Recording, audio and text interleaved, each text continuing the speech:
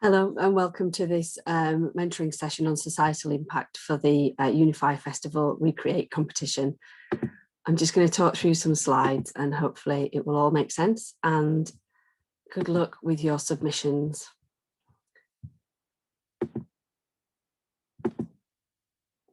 So effectively, we want to talk about generative business here. So your business plans that you'll be submitting will all be some ideas that you've got for neglected spaces in Bradford that you've probably seen quite a lot of times and thought, I can really do something really interesting with that.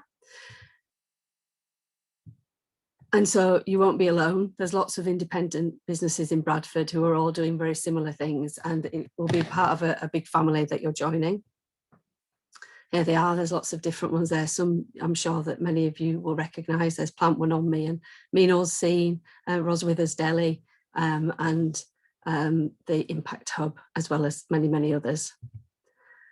And so what I just wanted to talk about for this session was really about how important independent small businesses are as a critical part of our social infrastructure. So as high streets have been declining and access to these spaces have been reduced over the past 10 years, particularly since the last crash, they've become a really increasingly fundamental part of our society, and it promised to be even more so as part of our post-COVID recovery.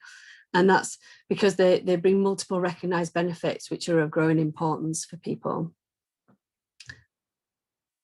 So the way that people are starting to talk about small businesses now is not that we're sort of differentiating between sort of social business and, you know, independent business and you know, for profit and not for profit.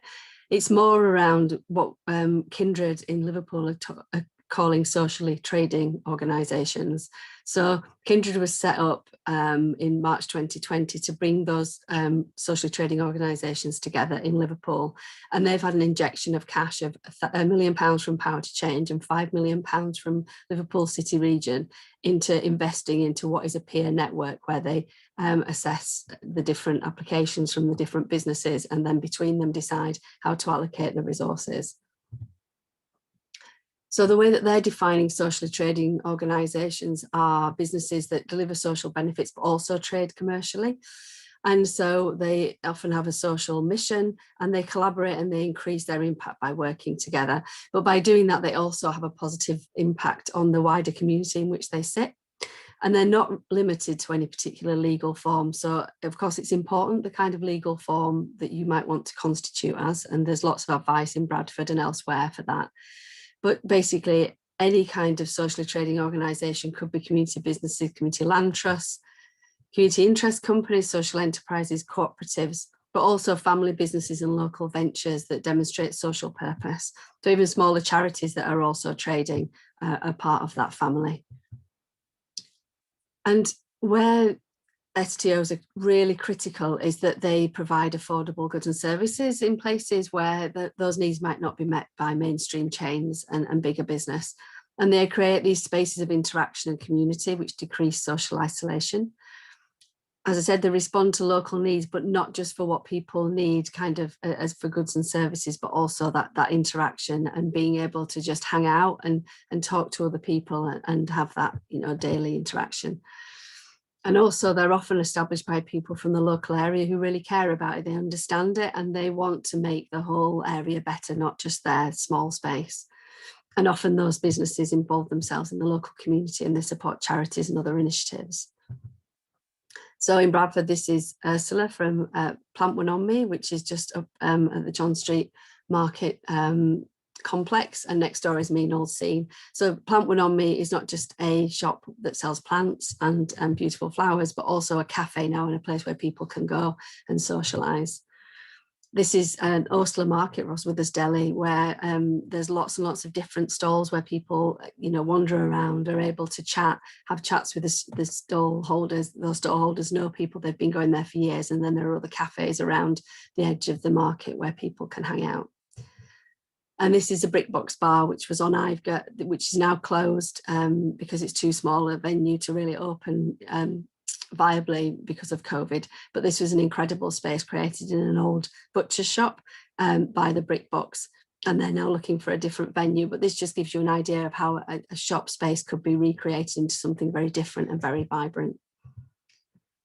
Also, socially trading organisations often have a really thoughtful business practice about maximising their value. So they think about their social value, but also their environmental value. They often invest in the fabric and operation of their buildings in a way that saves money and energy, but makes them a really, really, vibrant and space and keeps them maintained in perpetuity so that they're not falling into decay. They have short supply chains often, and even if that's not for their goods, then it'll be for their professional or their building services. So they're sort of spending money in the local community, in a local multiplier impact, and a part of a social circular economy. So they often exchange their packaging or the business waste and start to trade with each other and swap with each other. So there's very little waste coming out of those businesses. Some places go even further. So this is the Remakery in Brixton, where everything inside is about remaking things from old things or fixing things, which is something that you might consider. There's quite a lot of maker spaces and remakeries across the UK and across the world that's really worth looking at. And also this is Grow Cycle, where they took over an old office block in Exeter, and they grow coffee grounds from, they grow mushrooms from coffee grounds. So that's the bags hung up there, and that space was ideal for that. So that's another innovative way of using space. But really, most importantly, and I think this is the thing that is probably the reason why you're thinking of applying to this competition, is that they're owned by people who are instinctively entrepreneurial, but also collaborative. So they really see the benefit of getting involved with the wider community, and they work together to create more business. And so it's a mutually fulfilling relationship with different businesses.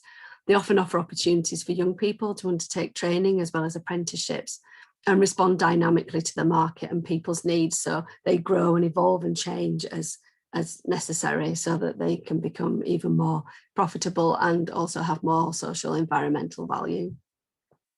So a really good example of this is the Bradford Street Market, which was set up online by Catherine Symes back in April 2020 in response to the COVID pandemic. It started off small on Facebook with a few tens of traders, and now there are hundreds of traders, and it has 7,000 members.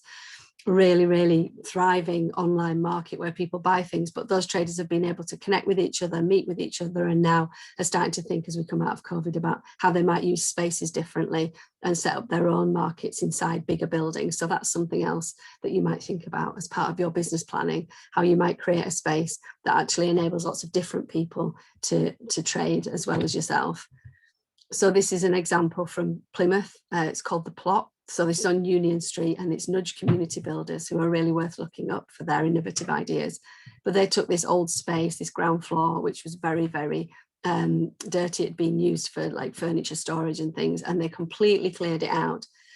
And now they're operating it as a space for health and wellbeing businesses to set up. And they've done that by setting up these greenhouses for each business so that they can be inside each one, and there's about 12 of those within a thriving space. It's also got some space for food trucks and things out the back. And so those are some ideas and some kind of angles that you might think about how different your enterprise can be. You can use different legal vehicles, and you can use different innovative kind of ways of using space, and you can collaborate. But also just to know that wherever you are in Bradford, even if it's a standalone unit that you're in, you are with a family of other businesses that all collaborate with each other increasingly. And all of these local partners are there to support that collaboration and to build that business. So obviously Bradford University, but the college, the producing hub, the council, Give Bradford, and the Impact Hub and Participate all give really good business advice, not just from startups, but all the way through. So it's really worth knowing that when you do enter the competition, whatever happens, even if you don't win, you can still take your enterprise idea forward, because there are all these people to support you. So good luck with the next phases, and I hope you're very, very successful. Thank you.